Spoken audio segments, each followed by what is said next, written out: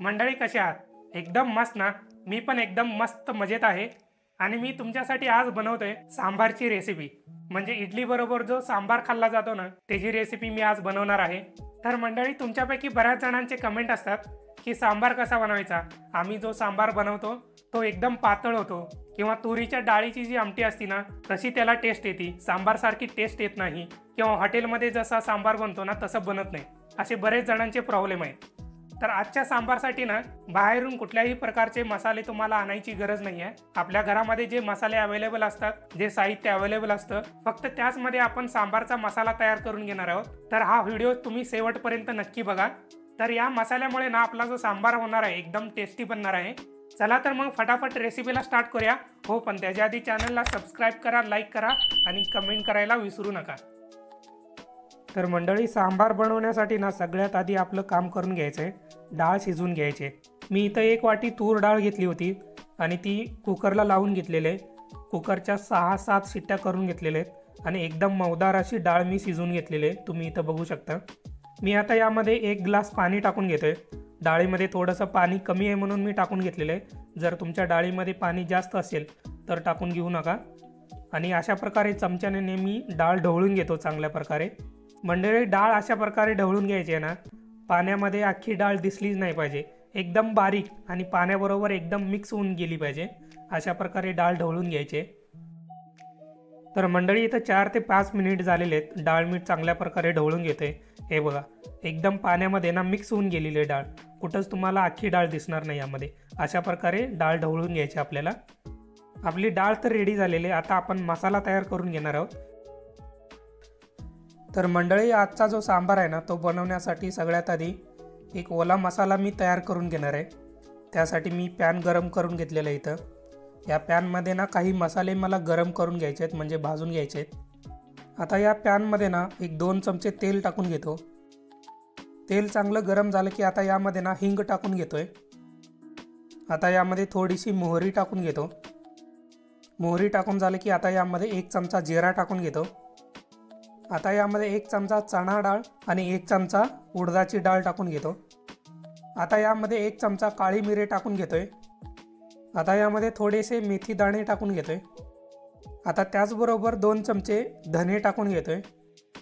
आता हे सगळे मसाले टाकून झाल्यानंतर ना तेलामध्ये थोडेसे यांना परतून घ्यायचे आहे। गॅस जो आहे ना एकदम मीडियम किंवा त्याच्यापेक्षा कमी ठेवायचा आणि आपले जे मसाले चांगल्या प्रकारे थोडंसं भाजून घ्यायचं आहे। 1-1.5 ते 2 मिनिट मसाले भाजून झाले ना, आता त्यामध्ये ना लसूण टाकून घ्यायचे थोडेसे। त्याचबरोबर थोडेसे कढीपत्त्याची पानं टाकून घेतोय आणि आता त्याचबरोबर अर्धी वाटी बारीक कट केलेला कांदा टाकून घेतोय। कांद्यानंतर ना आता 1 वाटी ओला नारळ किसून टाकलेला आहे। आता हे सगळं चांगल्या प्रकारे आपल्याला भाजून घ्यायचं आहे, म्हणजे 4 ते 5 मिनिट चांगल्या प्रकारे भाजून घ्यायचं आहे। कांदा आणि जो खोबरा आहे ना याला चांगला थोडासा तांबूस कलर यायला पाहिजे, तोपर्यंत भाजून घ्यायचं आहे। हे बघा मंडळी 4 ते 5 मिनिट झालेले आहेत। खोबरा आणि जो कांदा आपण टाकला होता त्याला आता थोडासा तांबूस कलर यायला चालू झालेला आहे। आता एवढं बास आहे। आता यामध्ये 6 बॅडगी मिरच्या घेतलेल्या आहेत मंडळी, यामध्ये मी टाकून घेतो। मिरच्या टाकत असताना अशा प्रकारे मी तोडून टाकतो, म्हणजे भाजताना थोडंसं सोपं जाईल आपल्याला। आता या मिरच्या टाकून झाल्या ना, अजून 1-2 मिनिट मिरच्यांबरोबर हा मसाला पण चांगल्या प्रकारे भाजून घ्यायचा आहे। अगदी 2-1 मिनिट मसाला चांगल्या प्रकारे भाजून झाला ना, गॅस बंद करायचा आणि मसाला जो आहे थंड करून घ्यायचा आहे। हा मसाला थंड झाला ना मिक्सरमध्ये टाकून घ्यायचा आणि एकदम बारीक अशी पेस्ट करून घ्यायची। मध्ये जर तुम्हाला वाटला एखादी वाटी यामध्ये ना तुम्ही पाणी टाकून घेऊ शकता आणि मसाला एकदम बारीक असं वाटून घ्यायचा आहे। हे बघा मंडळी मसाला मी इथं वाटून घेतलेला आहे, एकदम बारीक असं वाटून घेतलेलं आहे, तुम्ही इथं बघू शकता। आणि यामध्ये अर्धी 1 वाटी मी पाणी टाकून घेतलेलं आहे। तुम्ही 1 वाटी टाकून घेतलं तरी चालेल, मसाला पातळ झाला तरी चालेल, काही प्रॉब्लेम नाही, पण मसाला एकदम बारीक वाटून घ्यायचा आहे। आता सांबार बनवण्यासाठी एका कढईमध्ये 5 ते 6 चमचे मी तेल टाकून घेतोय आणि तेल चांगल्या प्रकारे तापवून घेतो। आता तेल चांगलं तापलं की यामध्ये थोडंसं हिंग टाकून घेतोय। आता यामध्ये अर्धा चमचा जिरा टाकून घेतो। जिऱ्यानंतर थोडीशी मोहरी। आता यामध्ये कढीपत्ते टाकून घेतोय। आता 2 बॅडगी मिरच्या। हे सगळं टाकून झाल्यानंतर एक अर्ध्या मिनिटासाठी तेलामध्ये चांगलं परतून घेतो। आता यामध्ये बारीक कट केलेला अर्धा किंवा 1 वाटी कांदा टाकून घेतोय। कांद्याला आता चांगल्या प्रकारे थोडंसं तेलामध्ये परतून घ्यायचं आहे, म्हणजे कांदा थोडासा मऊ पडला पाहिजे तोपर्यंत कांद्याला आपल्याला भाजून घ्यायचं आहे। कांदा थोडासा मऊ पडला ना, आता मेन म्हणजे आपला जो सांबार मसाला आहे तो टाकून घ्यायचा आहे। यामध्ये मसाला टाकून झाला ना तेलामध्ये, हा मसाला थोडासा म्हणजे 5 ते 6 मिनिट परतून घ्यायचा आहे चांगला।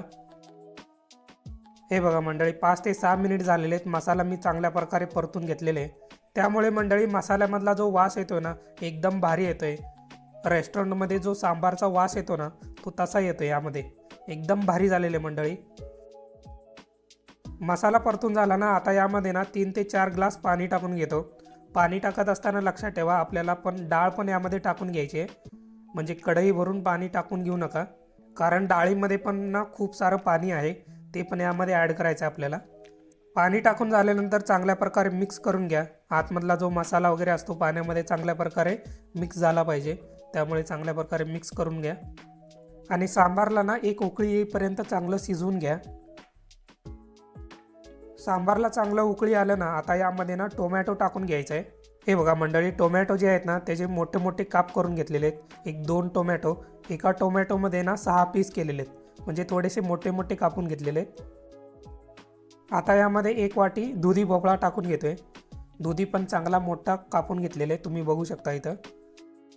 आणि त्याचबरोबर शेवगाच्या शेंगा पण टाकून घेतोय। 6 शेवगाच्या शेंगा टाकून घेतलेले आहेत, तुम्ही बघू शकता इथं। आता यामध्ये वांगी पण टाकून घेतोय। वांगी पण तुम्ही इथं बघू शकता, मोठे कापून घेतलेले आहेत। आणि आता सगळ्यात शेवटी ना कांदा टाकून घेतोय। कांदा पण चांगला मोठा कापून घेतलेला आहे आणि त्याच्या पाकळ्या करून घेतलेले आहेत।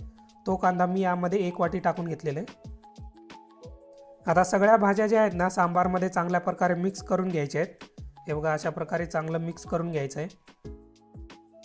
आता यामध्ये मगाशी फेटून घेतलेलं जी डाळ होती ना ती यामध्ये मी टाकून घेतोय। मंडळी, जेव्हा पण तुम्ही डाळ शिजून घेताय ना एकदम मऊदार अशी शिजवून घ्या। जेवढं तुम्ही मऊदार डाळ शिजवून घेता ना तेवढीच डाळ जी आहे सांबारमध्ये चांगल्या प्रकारे मिक्स होऊन जाते, त्यामुळे सांबार एकदम छान बनतो मंडळी। काही जण ना डाळ तशीच त्यामध्ये टाकून देतात, म्हणजे अख्खी डाळ त्यामध्ये राहते, त्यामुळे डाळ ना सांबारमध्ये चांगल्या प्रकारे मिक्स होत नाही। मग आपल्याला वाटतं की तुरीच्या डाळीची आमटी वगैरे आपण खातोय का काय असं वाटतंय ते, त्यामुळे ना डाळ चांगल्या प्रकारे शिजवून घ्या। डाळ यामध्ये टाकून झालेले चांगल्या प्रकारे मिक्स करून झालेले। आता काय करायचं आहे, भाज्या चांगल्या मऊ होईपर्यंत ना सांबारला एक अर्धा तास तरी चांगलं शिजवून घ्यायचं आहे, त्यामुळे सांबार ना एकदम चांगलं घट्ट होतं। आणि त्याचबरोबर भाज्या चांगल्या शिजल्यामुळे ना भाज्यांचा जो चव असतो सांबारमध्ये चांगला उतरतो, त्यामुळे सांबार एकदम टेस्टी बनतो। हे बघा मंडळी, गेले अर्धा तास ना मी सांबारला चांगलं शिजवून घेतोय। सांबार आता चांगलं घट्ट झालेले आणि भाज्या पण चांगल्या शिजलेल्या आहेत।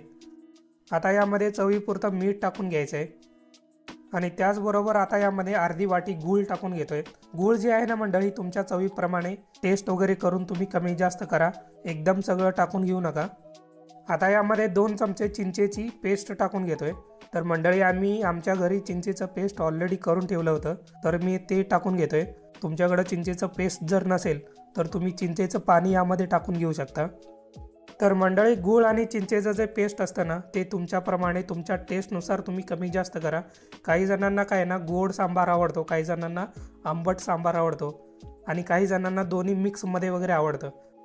तर जेव्हा पण तुम्ही गूळ आणि चिंच जेव्हा टाकत असता तेव्हा थोडंसं आधी टाकून घ्या, मग त्यानंतरनं तुम्ही टेस्ट करा, मग त्यानंतरनं तुम्ही ठरवा की अजून थोडंसं टाकायचं का तेवढंच बास आहे।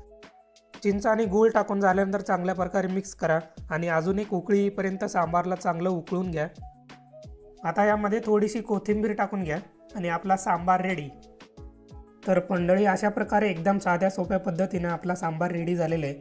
सांबारचा जो वास येतो ना मंडळी, काय सांगू तुम्हाला, एकदम अप्रतिम आहे। एकदम ते रेस्टॉरंटमध्ये वगैरे येतं ना सांबारचा वास वगैरे येतो, अरे एकदम 1 नंबर।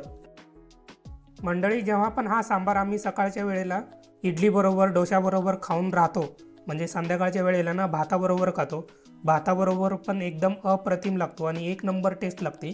तुम्ही एकदा नक्की ट्राय करा, मी तुम्हाला आवर्जून सांगतो, एकदा नक्की ट्राय करा मंडळी। मग काय मंडळी, एकदम मस्त झाले की नाही, कलरला पण एकदम भारी झालेले, टेस्टला तर एकदम अप्रतिम झालेले। जो मसाला आपण बनवून घेतला होता ना त्या मसाल्याचा जो वास येतो ना आणि त्याच्यामुळे जो सांबारचा वास येतोय एकदम अप्रतिम येतोय। म्हणजे हॉटेलमध्ये वगैरे किंवा उडपीच्या हॉटेलमध्ये वगैरे ना जसा सांबार बनतो तसाच आपण बनवलेला आहे आणि हॉटेलमध्ये अशाच प्रकारे सांबार बनवला जातो, त्यामुळे त्याचा टेस्ट ना एकदम अप्रतिम लागते। तर मंडळी तुम्ही पण एकदा नक्की ट्राय करा। चला तर मग जाता जाता रेसिपी आवडला असेल तर चॅनलला सबस्क्राईब करा, लाईक करा आणि कमेंट करायला विसरू नका। भेटूया आता पुढच्या व्हिडिओमध्ये अशाच एका नव्या रेसिपीसोबत। तोपर्यंत तुम्हा सर्वांचे आभार।